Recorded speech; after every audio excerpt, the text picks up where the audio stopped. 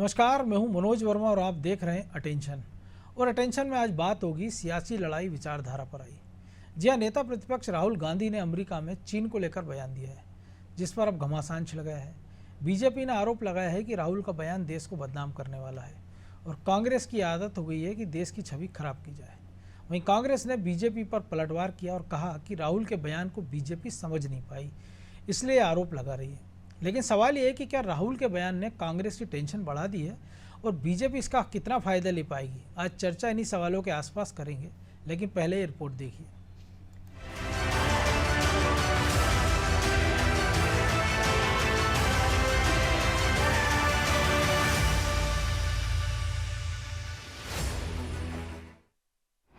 राहुल गांधी का बयान, मचा सियासी घमासान। अमेरिका में राहुल गांधी ने चीन की तारीफ क्या की, देश भर में इस पर सियासी संग्राम छिड़ गया है। बीजेपी ने उनके बयान को लपकते हुए इसे बड़ा मुद्दा बना लिया। अब बीजेपी और संघ कांग्रेस पर हमलावर है और आरोप लगा रही है कि कांग्रेस नेताओं की ये आदत हो चुकी है कि देश के बाहर देश की छवि खराब करो, उसे बदनाम करो। संघ ने तो उनके बयान को देशद्रोह जैसा अपराध बताया, तो बीजेपी कह रही है कि विपक्ष के नेता होने के नाते इस तरह के बयान देश के मान सम्मान पर कुठाराघात है। भारत के नेता प्रतिपक्ष राहुल गांधी का विदेशों में जाकर भारत को बदनाम करना ये अत्यंत दुर्भाग्यजनक तो है ही, ये भारत का अपमान है। और जिस प्रकार से राहुल गांधी पहली बार नहीं, जब भी वो विदेश यात्रा पर जाते हैं, किसी न किसी रूप में भारत को बदनाम करने का ही प्रयास करते हैं। जब भी वो विदेश यात्रा पर जाते हैं वो भारत को बदनाम करते हैं। चीन की वो हमेशा प्रशंसा करते हैं। उससे ऐसा लगता है कि ये चीन के ब्रांड एम्बेसडर राहुल गांधी हैं। मोदी जी की और कांग्रेस की आदत है अंतर्राष्ट्रीय मंच पर भारत को बदनाम करने की। वो भूल रहे हैं कि भारतीय जनता पार्टी आज इस देश में सरकार में है और आप अंतर्राष्ट्रीय स्तर पर जाते हो तो आपको हिंदुस्तान के, अपने देश के मान और सम्मान का ध्यान रखना चाहिए। देश में आप राजनीति करो, कोई दिक्कत नहीं। राहुल गांधी को ये समझना चाहिए। अब विपक्ष के नेता के रूप में यदि वो इस तरह के बयान देंगे तो ये संपूर्ण हिंदुस्तान का मान और सम्मान के प्रति कुठाराघात। इन दिनों राहुल गांधी अमेरिका के दौरे पर हैं। इस दौरान उन्होंने कई मुद्दों पर बातचीत भी की। राहुल ने कहा कि अमेरिका और यूरोप समेत पश्चिमी देशों ने मैन्युफैक्चरिंग सेक्टर को बड़े पैमाने पर खत्म कर दिया और इसे चीन और वियतनाम जैसे देशों के हवाले कर दिया और भारत को प्रोडक्शन के लिए अपने नजरिए पर दोबारा सोच विचार करने की जरूरत है। अब इसी बयान पर बीजेपी हमलावर है, तो वही कांग्रेस ने भी बीजेपी पर पलटवार किया है। राहुल के बचाव में कांग्रेस ने क्या कुछ कहा, अब वो सुनिए। सबको पता है, पूरे भारत को भी पता है, भारत के अर्थशास्त्रियों को भी पता है और सबको पता है कि चीन को जो भारत जितना निर्यात करता है उसका 3 गुना चीन से आयात करता है। भारत की जो जनता है वो चीन की बेरोजगारी हल कर रही है।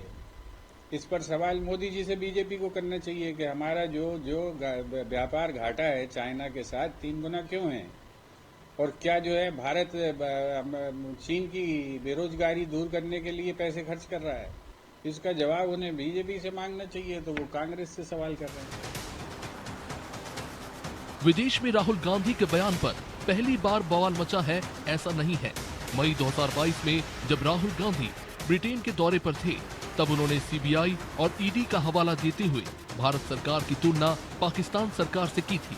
उस वक्त भी बीजेपी ने राहुल पर विदेश में जाकर भारत को बदनाम करने का आरोप लगाया था और अब फिर उनके बयान पर कुछ वैसी ही सियासत हो रही है।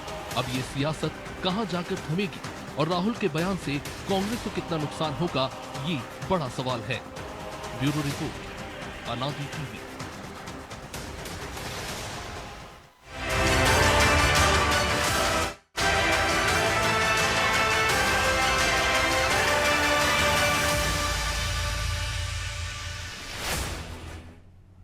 तो इसी पर चर्चा करने के लिए हमारे साथ जुड़ गए वरिष्ठ पत्रकार सुरेश शर्मा और हमारे सहयोगी प्रभु पटेरिया और ब्रजेश चौक से। वो स्वागत है शर्मा जी अनादि टीवी में आपका। आपकी आवाज शायद म्यूट है, आपका मोबाइल। नहीं, मेरी आवाज बिल्कुल सही है जी, म्यूट नहीं है। जी जी। हाँ। तो जो बयान है वो भी आपने सुना भी पढ़ा भी है। संघ को लेकर भी कहा कि इसमें महिलाओं का स्थान नहीं है। हम्म, तो सवाल ये उठता है कि 75 साल आज़ादी के हो गए इससे ज़्यादा, और 50 साल से ज़्यादा कांग्रेस ने शासन किया। इसी कांग्रेस ने अक्साई चीन के हिस्से में जाने दिया। उसी कांग्रेस ने तिब्बत को मान्यता दी चीन के कब्जे को। उसी ने सुरक्षा परिषद में स्थायी सीट हमारी छोड़ दी जवाहरलाल नेहरू ने, जो हमारा हक था वो चीन को दे दिया। और अब राहुल गांधी सवाल उठा रहे हैं कि प्रोडक्शन में चीन हमसे आगे क्यों है। 3 दशक पहले तक की बात है, जब कांग्रेस की शासन हुआ करता था, तब भारत में प्रति व्यक्ति आय और चीन की प्रति व्यक्ति आय समान थी। ये डिस्टेंस भी उसी के बाद बढ़ना शुरू हुआ। देखिए मनोज जी, खास बात कुछ ऐसी है कि राहुल गांधी जी को ज्ञान नहीं है, और जो कांग्रेस के प्रवक्तागण बोल रहे हैं, मुझे लगता है कि वे भी ऐसी बातें बोल रहे हैं कि उनको ये लगता है कि उनके बोल देने के बाद कोई उनको मैं समझेगा भी थोड़ा नहीं। सा और रोक रहा हूँ आपको। वो सीएम पित्रोदा ने कहा कि राहुल गांधी में तो राजीव गांधी से ज़्यादा ज्ञानी है वो। नहीं, आज तो उन्होंने एक और भी बात बोली है ना। आज उन्होंने ये भी कह दिया ना कि देख लो, ये जो है गंभीर विषयों पर भी अपनी राय रखते हैं, तो पप्पू नहीं है ये। विजन है अब उनके गंभीर पास। विषयों पर राय रखने वाले को पप्पू कहने की क्या जरूरत है? तो इन्हीं के लोग इनको अभी तक पप्पू मानते थे। इसका तात्पर्य तो ये हुआ। तो मैं ये कह रहा था मनोज जी कि जो लोग ये अपनी टिप्पणियां करते हैं, जैसे कांग्रेस के प्रवक्तागण भी कर रहे हैं, उनको कम से कम इस बात की जानकारी होना चाहिए कि वो जो पब्लिक डोमेन में बात कह रहे हैं उसके ऊपर कोई समीक्षा भी कर रहा है, कोई प्रतिक्रिया भी देगा। आप देखिए, आपको और हमको सबको याद है, प्रभु जी को भी और जयेश जी को भी याद है कि थोड़े दिन पहले तक, यानी मोदी जी नहीं आए थे तब तक तो हम यहां तक डरते थे कि चीन के जो खिलौने आ रहे हैं वो हमारे यहाँ का वातावरण खराब कर रहे हैं। हमारे बच्चों को उपयोगी वस्तुएं नहीं मिल पा रही है, खेलने के लिए खिलौने चीन के हमारे पास आ गए। और आज जो है, आपको याद है कि एक गाइडलाइन भी जारी करती थी पुलिस हर बार कि खिलौने पड़े हो तो उठाना मत, चीन वाले, विस्फोट हो सकता है। ये भी होता था। तो अब की बार तो मोदी जी ने अपने स्पीच में ये बात कही है कि चीन से खिलौने आना बंद हो गए। तो इसलिए इसका मतलब यह है कि भारत में उत्पादन उन चीजों का भी हो रहा है जो चीन से आती थी। अब बाकी छोटी मोटी चीजें और बड़ी चीजों के बारे में देखिए। क्या आपने कभी कल्पना की थी कि जिस विमान बनाने वाली कंपनी का गठन कांग्रेस ने किया था, उससे हम कभी निर्यात भी करेंगे? लेकिन हमने निर्यात किया अभी 10 बरस के कार्यकाल में। कभी आपने ये कल्पना की थी कि भारत का प्रधानमंत्री जाकर के यूक्रेन और रूस के समझौते कराने की बात करेगा और पूरा विश्व उनके पीछे खड़ा हो जाएगा? इससे पहले के तो किसी प्रधानमंत्री की तो बात हमें सुनने में नहीं आई। नेहरू जी का जरूर हम लोग सुनते हैं, पढ़ते हैं, मतलब जी, कि उन्होंने जो है एक अलग से ही गुट बना लिया था, निर्गुट निरपेक्ष आंदोलन, गुट निरपेक्ष आंदोलन कर दिया था और उन्होंने खड़ा कर दिया, क्योंकि उनका अपना सोच हो सकता है। तो ये ऐसी बातें हैं जो भारत के बढ़ते हुए औद्योगिकीकरण को नकारने, और वो भी विदेश में नकारने की बातें हैं। तो क्या विदेश के उन लोगों को जिनके जाकर के बोला जा रहा, उन देश के लोगों को, शासन पक्ष को ये नहीं मालूम कि भारत की आर्थिक स्थिति कितनी अच्छी हो रही है, भारत का निर्यात कितना बढ़ रहा है, संतुलित आयात हो रहा है? ये सारी चीजों की जानकारी है।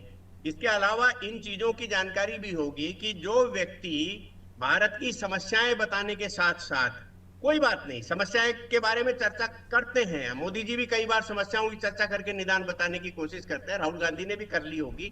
ये राजनीतिक पार्टियां हैं जो तय करेंगी कि ये देशद्रोह है या नहीं है। आप और हम सब लोग, मीडिया के लोग इस तरह की बातें नहीं कर पाते।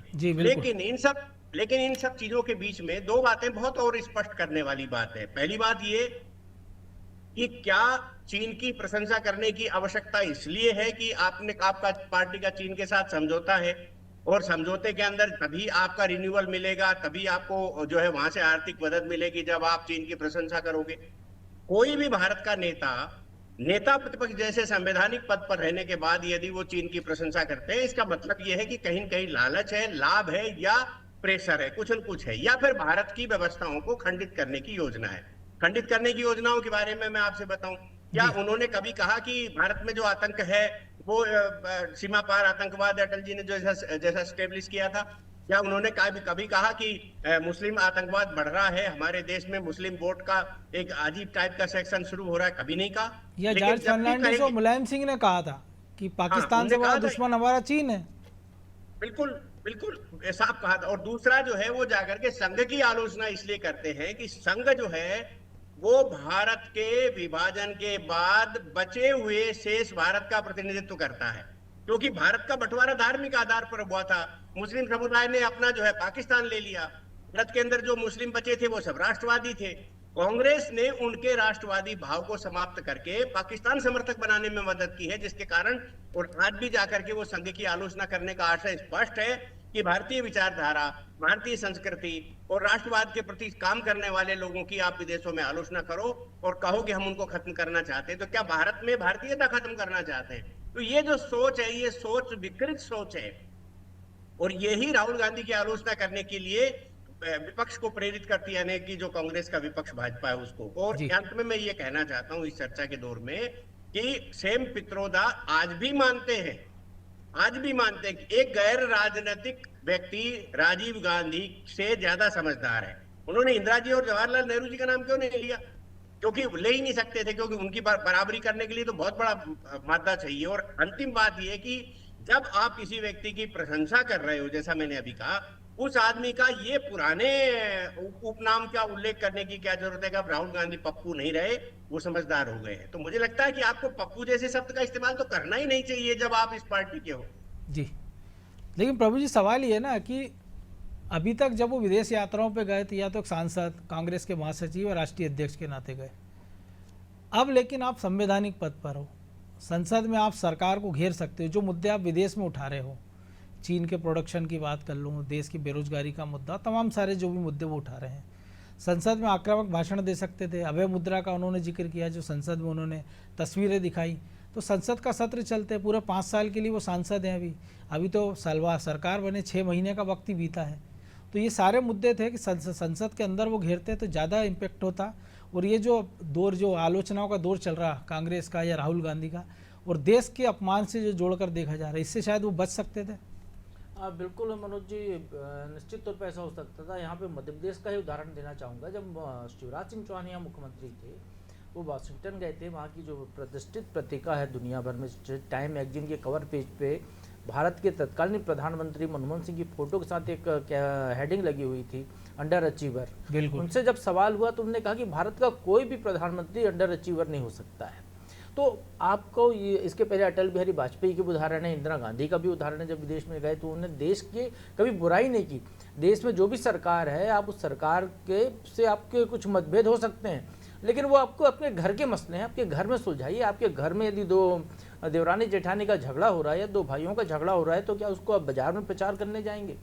बिल्कुल उसी तरीके का मामला है। भारत के मामले, जो आंतरिक मामले हैं, वो देश के अंदर सुलझाने चाहिए। आपको चुनावी मंच है लड़ने के लिए, अभी मिला था आपको, आगे फिर मिल रहा है, अभी फिर 2 राज्यों में चुनाव, फिर उसके बाद चुनाव है। आपके पास पूरे देश के अंदर ऐसा मंच है जहाँ पर आप अपनी बात कहिए जाके, लेकिन आप उस बात को वहाँ कहने जा रहा है। एक निडरता का भाव लेकर राहुल गांधी ने जो वहाँ पे बात की कि मेरे को मीडिया सुनता नहीं था, मीडिया में जगह नहीं मिलती थी, मेरे को देश में मैं बोल नहीं पा रहा था, इसलिए मुझे जो है वहाँ पर भारत जोड़ो यात्रा निकालनी पड़ी।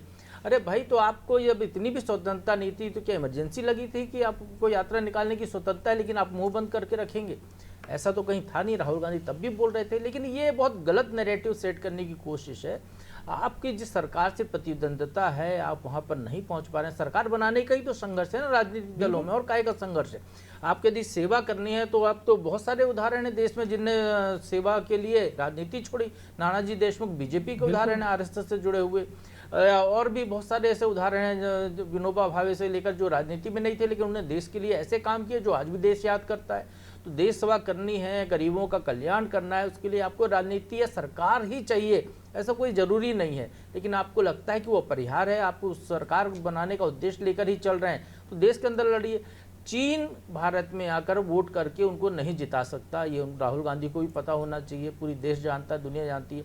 अमेरिका भारत के चुनावी लोकतंत्र में आकर भागीदारी नहीं कर सकता है, कोई भी विदेशी नहीं कर सकता है, भारत का नागरिक उसमें वोट करने का अधिकारी है।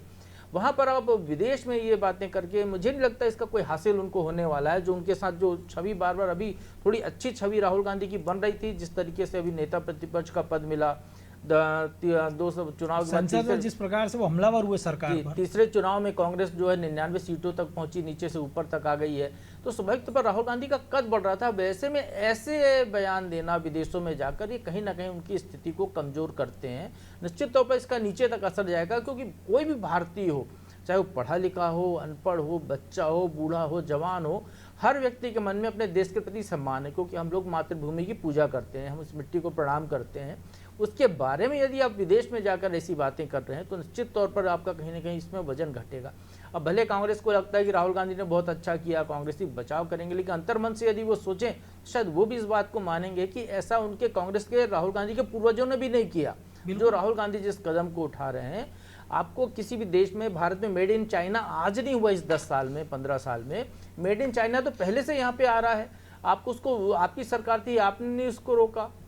चीन से हमको सीखना चाहिए, वो ये कह सकते थे चीन से सीखना चाहिए कि कैसे आत्मनिर्भर बना है, कैसे वो इंडस्ट्री हब बना है कि दुनिया भर की कंपनियां वहाँ जाकर अपने प्रोडक्ट बनाती हैं, उसके बाद पूरी दुनिया में बेचती हैं। तो चीन ने अपने आप को ऐसा ट्रांसफॉर्म किया ना, उसने ये उदाहरण भी दे सकते थे ना वो, कि देश में संविधान खतरे की बात मैंने की, संसद में किताब लेकर गया, कुछ नहीं हुआ। लेकिन उसी चीन में थियामेन चौक पे हम देखते हैं हजारों लोगों को टैंकर ने कुचल दिया।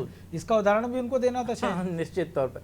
तो लेकिन वो वैसी बातें नहीं करते हैं, वो केवल अपने फायदे की बात करते हैं। शायद वो एक अलग ही सोच के व्यक्ति हैं, मुझे ऐसा लगता है। भले उन्हें भारत जोड़ो यात्रा निकाली हो, लेकिन वो आज तक भारत को समझ नहीं पाए। वो कम से कम पंडित जवाहरलाल नेहरू की लिखी हुई भारतीय खोज किताब को ही पढ़ लें तो शायद वो भारत के बारे में उनकी समझ कुछ ज़्यादा विकसित हो जाती, शायद वो ज़्यादा बेहतर होता। क्योंकि महात्मा गांधी के रास्ते पर भारत को देखने निकल रहे हैं, लेकिन देख ही रहे हैं वो भारत से। मुझे नहीं लगता कि कुछ सीखते हुए राहुल गांधी दिखाई दे रहे हैं।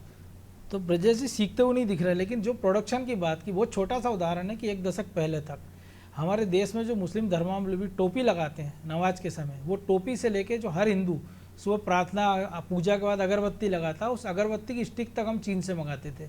इस स्थिति में हम थे। आज की तारीख में हम आईफोन निर्यात कर रहे हैं, मेड इन कर रहे हैं उसको।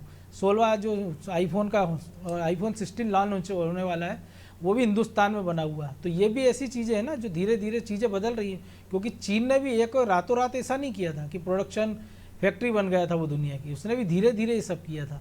तो शायद इन चीज़ों का वो जिक्र करते तो ज़्यादा बेहतर होता, या वो बताते कि भारत को प्रोडक्शन कैसे बढ़ाना चाहिए, चीन से आगे कैसे निकलना चाहिए, या उनकी जो सरकारें रहीं।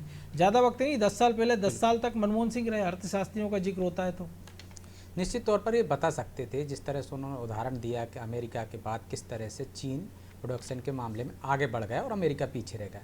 वो कह सकते थे कि जिस तरह से अमेरिका को पछाड़ कर चीन बढ़ गया, हम चीन को पछाड़ने की दिशा में बढ़ रहा है भारत। क्योंकि जिस तरह से बात चल रही है, चाहे इलेक्ट्रॉनिक मामला हो, चाहे रक्षा से संबंध हो, तो हमने मेड इन इंडिया बहुत सारे ऐसी चीज़ें बनाई हैं जो कभी चीन से हम लेते थे।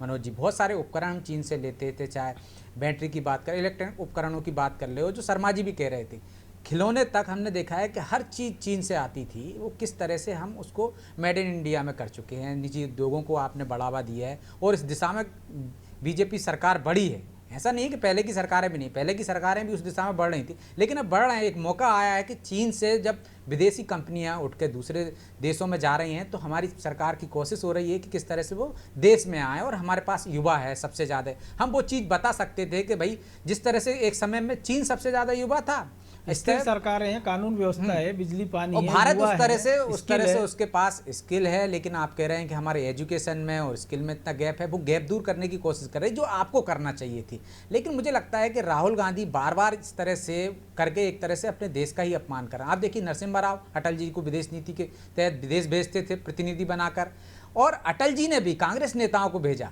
और जब नेता प्रतिपक्ष के तौर पर यदि राहुल गांधी जा रहे हैं तो उनको पहले जो जिस तरह से उन्होंने बयान दिए थे उस तरह से नहीं दोहराना चाहिए था। उनको देश की बात करना चाहिए थी, उनको कहना चाहिए था। वो कह रहे हैं कि देश में देखिए किस तरह से खतरा है, संविधान को खतरा है, आज़ादी को खतरा है, ये बात भी वो कर रहे हैं। तो निश्चित तौर पर वो अपने देश की बदनामी कर रहे हैं। जब देश के प्रधानमंत्री की लोकप्रियता तमाम तरफ चारों तरफ बढ़ रही है और रूस इनके देखिए आप किस तरह से युद्ध को रोकने की दिशा में उनका नाम लिया जा रहा है, वो आगे बढ़ रहे हैं, तो विश्व स्तर पर जो नेता बन रहे हैं उसकी छवि खराब करने की कोशिश की जा रही। प्रभु जी ने भी उदाहरण दिया कि किस तरह से देश की छवि खराब। आप देखिए यदि हम उदाहरण के तौर पर देखें मनोज जी, तो पहली बार नहीं है कि विदेश में जाकर राहुल गांधी ने इस तरह से कहा हो। इससे पहले वो 2023 में गए थे बेल्जियम, तब उन्होंने कहा था कि भारत में भेदभाव और हिंसा बढ़ी है।